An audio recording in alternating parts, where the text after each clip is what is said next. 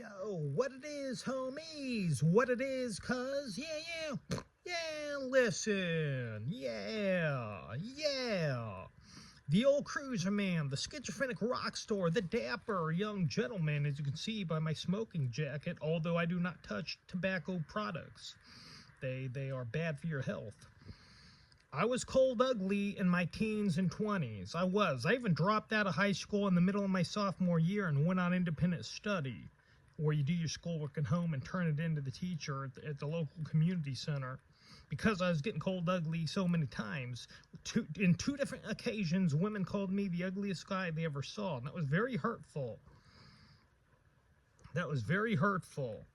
Yeah.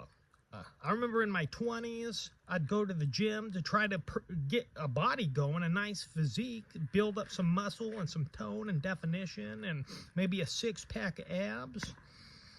I remember I was checking myself out in the mirror one time, and a girl mockingly, jokingly behind me said, "Oh, look at him. He thinks he looks good." She said that in a mocking tone, as if to say he does not look good. Yeah, that was very hurtful. I should have said, F you, you dumb B word. I should have said that, but I didn't. I was so, I had such low self-esteem that I couldn't even stand up for myself when women would do this. I remember one time in the gym, I was walking, strutting my stuff, muscular from the steroids I was using, and some woman said, "Oh my God, look at that. Imagine going to the gym and the first thing you see is that face." Talking about me, saying the first thing you see is that face, as if I was disgusting looking. And that was very hurtful. And of course, again, I didn't say anything. I remember going to the gym and checking out an older woman because I thought she looked exactly like the librarian at my local library that I'd go to try to pick up girls on internet sites. And yeah, she said, yeah, I think her friends were like, "Oh, that younger guy's checking you out." And she was like, "Oh, I think he's very unattractive." She said it very, in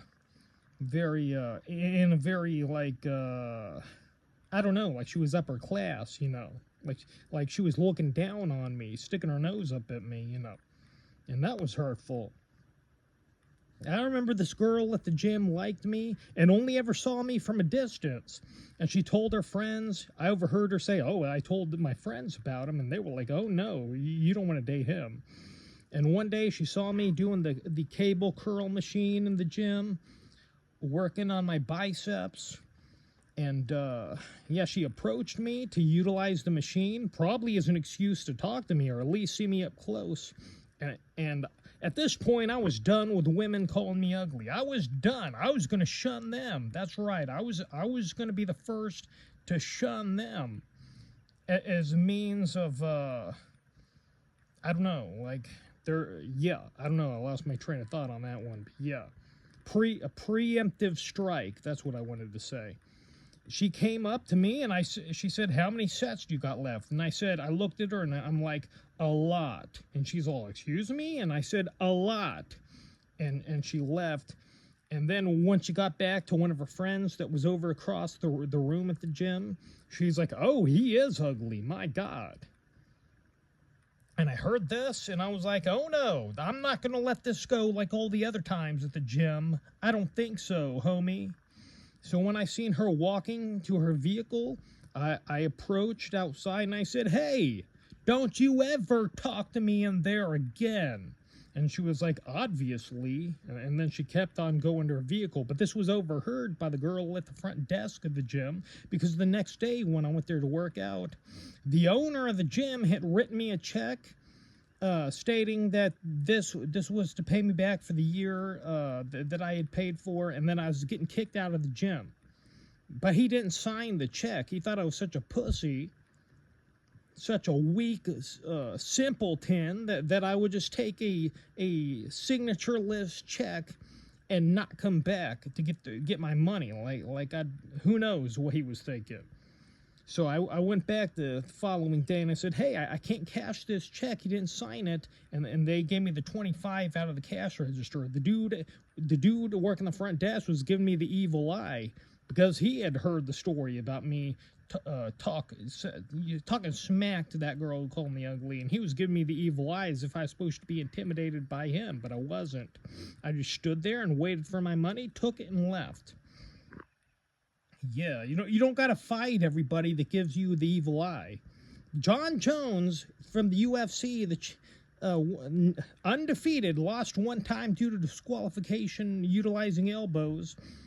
He's trying to get a fight for $30 million or $20 million. I don't know what he's trying to get for his next fight, but you expect me to fight somebody for free? I don't fight for free. I can get a tooth knocked out. I can get a wonky eyeball.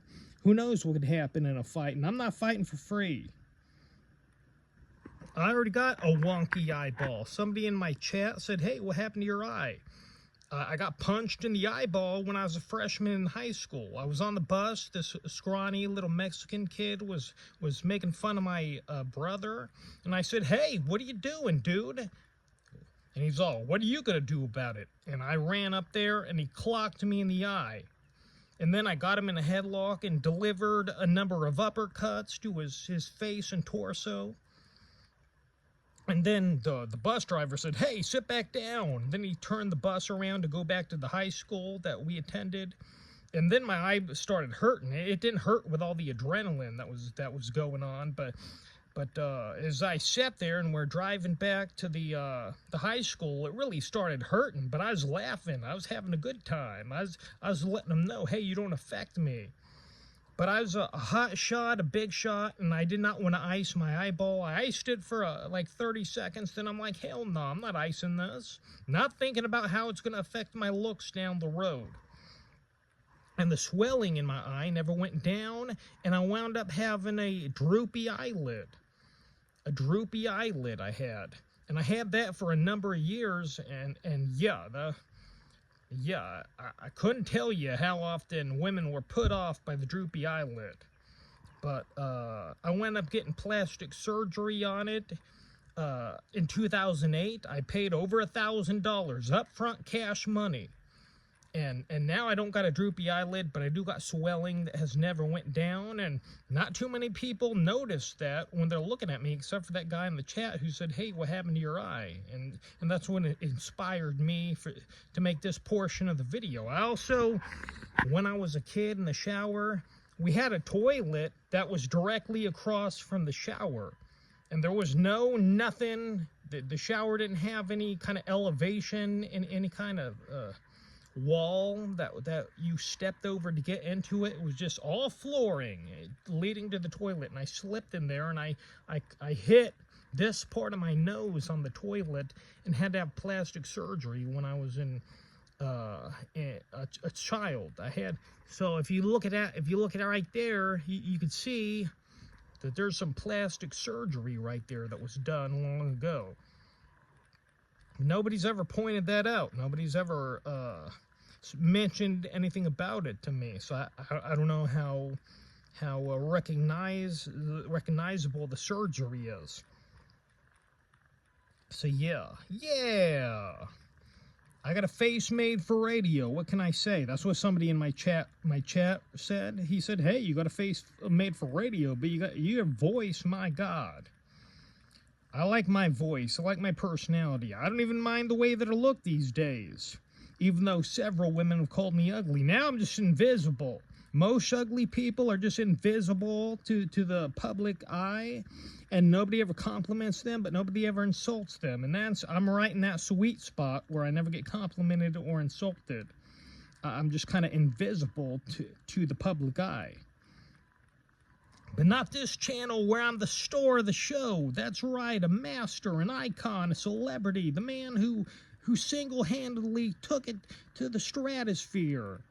That's what they're going to say about me one day when I go viral yet again. I've had my viral moments, yeah, but I'm looking for another one in my elder years. And that's it. I don't want to talk for 10 minutes. I'm always worried that Jimmy the Hobo is going to say, hey, that McKenna Cruz is boring. I'm always wondering, or anybody else, that's why it's hard for me to talk in person. I'm always scared about boring people or talking about a subject that they don't care about. And that's why it's good to have this channel. I can talk about what I want, and my fans will find me. So, yeah.